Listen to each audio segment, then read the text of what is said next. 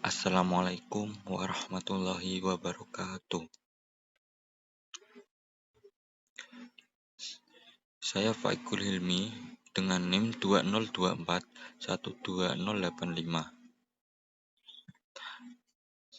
Saya akan mempresentasikan hasil analisis saya, kebocoran data instansi negara Indonesia, analisis isu sosial dan etika sistem informasi di Indonesia.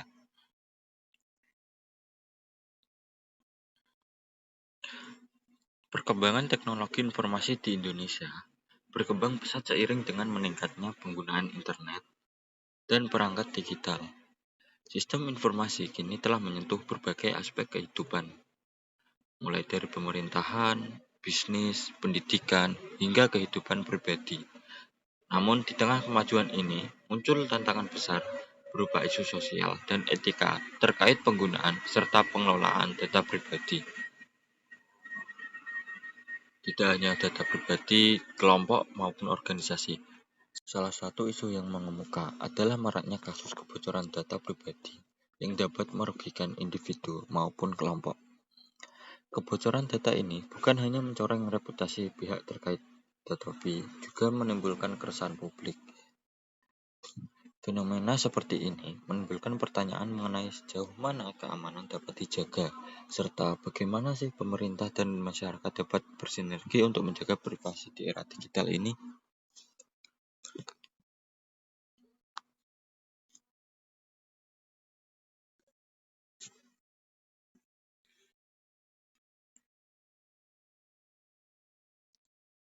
Kasus nyata yang sudah saya temukan yaitu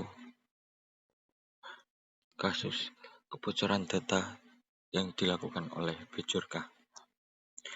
Dilansir dari Jakarta CNN Indonesia Sabtu 17 September 2022 9.15 WIB. Sosok anonim Bejorka tengah dalam incaran aparat akibat aksi-aksi pembocoran data publik dan pejabat. Terlepas dari kiprahnya yang bikin geger itu, ada pertanyaan mendasar, apakah Bejorka hacker atau cuma pengunggah data yang bocor?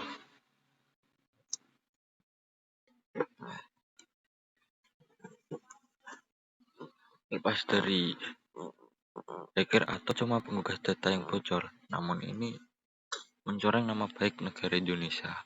Tidak hanya mencoreng nama baik Indonesia,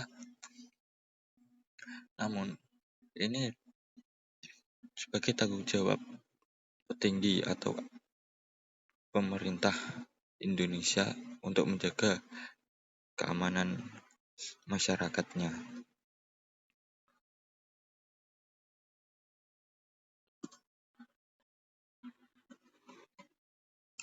Lalu apa sih kasus yang dilakukan oleh Bejorka?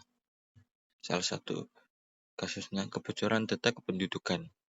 Bejorka mengklaim memiliki data pribadi penduduk Indonesia yang diambil dari instansi pemerintah dan menyebarkannya di internet.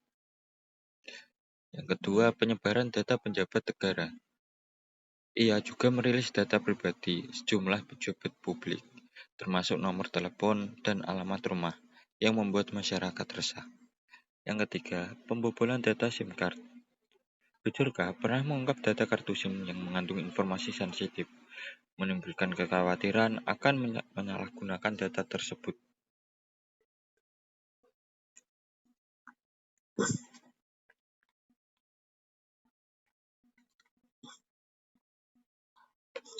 Dimensi moral permasalahannya.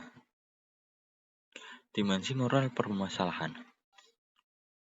Kebocoran data dalam kasus Bejorka dapat dikategorikan ke dalam dimensi moral, hak dan kewajiban, serta keadilan. Dimensi hak dan kewajiban muncul karena setiap individu memiliki hak atas perlindungan data pribadi mereka. Sedangkan pemerintah memiliki kewajiban menjaga keamanan data tersebut. Sementara itu, dimensi keadilan berkaitan dengan perlakuan yang adil bagi korban kebocoran data, di mana negara seharusnya bertanggung jawab penuh atas keamanan informasi warganya. Perlindungan hukum di Indonesia. Salah satu perlindungan atau payung teduh di Indonesia. Undang-Undang Nomor 27 Tahun 2022 Perlindungan Data Pribadi (UUDP). Undang-undang ini mengatur hak pemilik data, kewajiban pengendali data, dan sanksi bagi pelanggaran perlindungan data pribadi. Selain itu, Badan Cyber dan Sandi Negara atau BSSN juga bertanggung jawab dalam pengelolaan dan pengamanan data pribadi.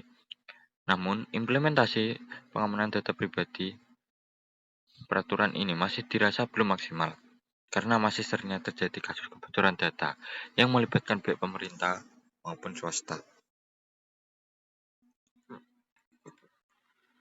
Langkah pencegahan untuk di masa yang akan datang. Yang pertama, kata sandi. Menggunakan kata sandi yang kuat dan berbeda untuk setiap akun.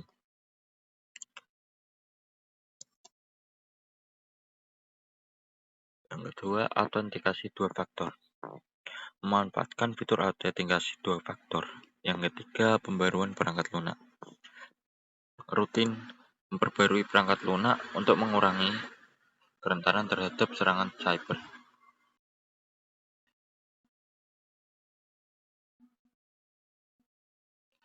Kesimpulan yang dapat saya tampilkan, kasus kebocoran data seperti ini dilakukan oleh Bajorka menunjukkan pentingnya perlindungan data pribadi di Indonesia.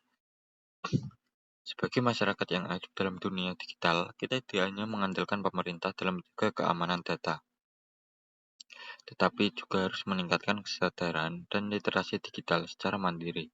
Dengan begitu, kita dapat meminimalisir risiko pelanggaran data pribadi di masa depan.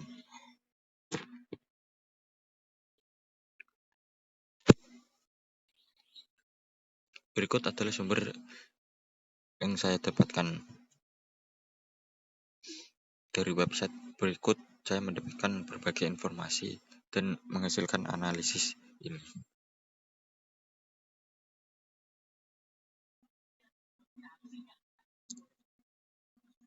Terima kasih.